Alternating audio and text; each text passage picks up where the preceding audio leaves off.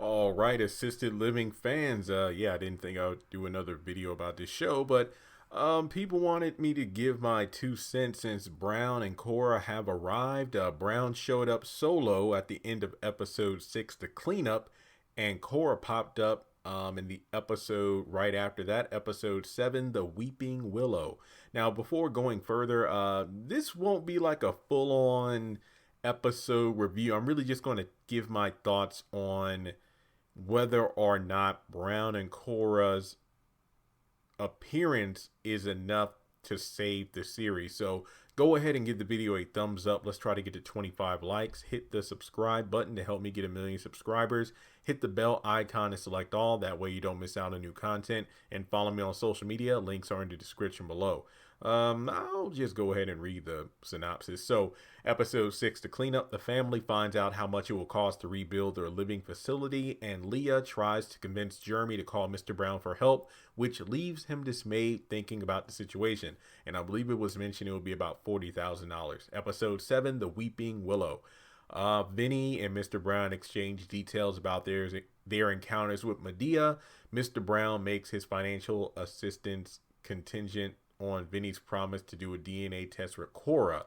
So, okay, I'll do a separate video about the whole Vinny being Cora's father. That'll be its own thing. But I will admit, it was great seeing Brown and Cora, and they were good. But the problem is, when you see characters like this in a show that's honestly as garbage as the retirement home they're in, Brown and Cora's appearance just makes me want to watch Meet the Browns more than Assisted Living.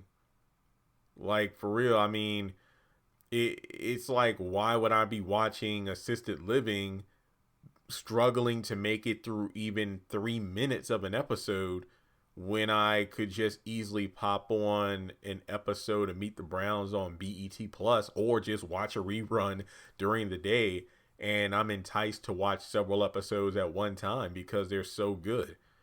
I mean, even if I'm working on something and I have Meet the Browns in the background, I'm laughing because I overhear jokes that legitimately make me laugh, or I'm hearing some profound advice. Like, a show's good where it's years and it's old. It's been out for years, but at the same time you still learn something. It's almost like reading the same scripture over and over and getting the same reading the same chapter of the Bible over and over, but picking something out of it new each time. It's like the same where, oh man, I heard Cora give this speech to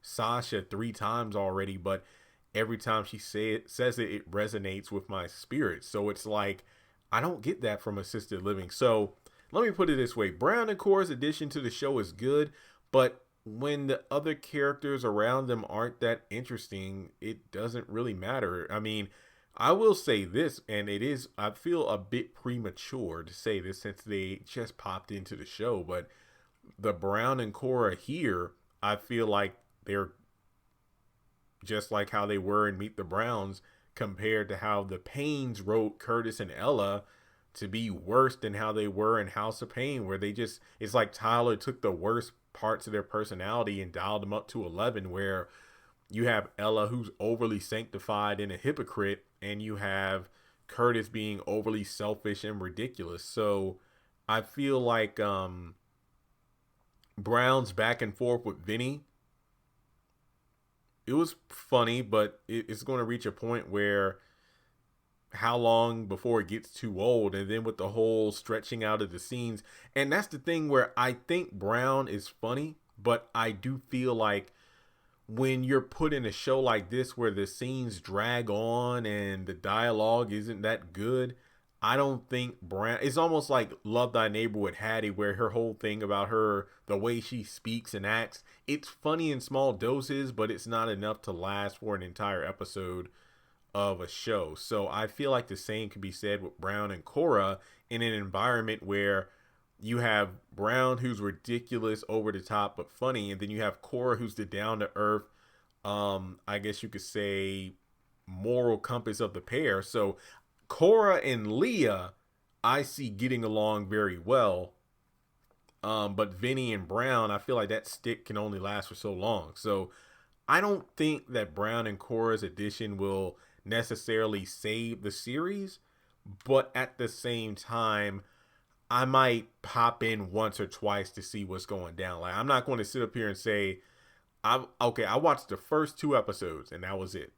And then I watched the back half of episode 6, and I did watch episode 7. So far I've watched more or less 3.5 episodes, but I don't think this is a show I'm doing weekly reviews on. I'm only going to talk about it when something important happens that people bring to my attention. Like I said, I'm about to record a video about Vinny being Cora's father. People are like, ooh, Jeremy, they mentioned the DNA test. Could this mean the Medea Big Happy Family movie is in continuity because they did that Maury thing at the end of the movie? I'm like, well, valid point. We'll have to wait and see.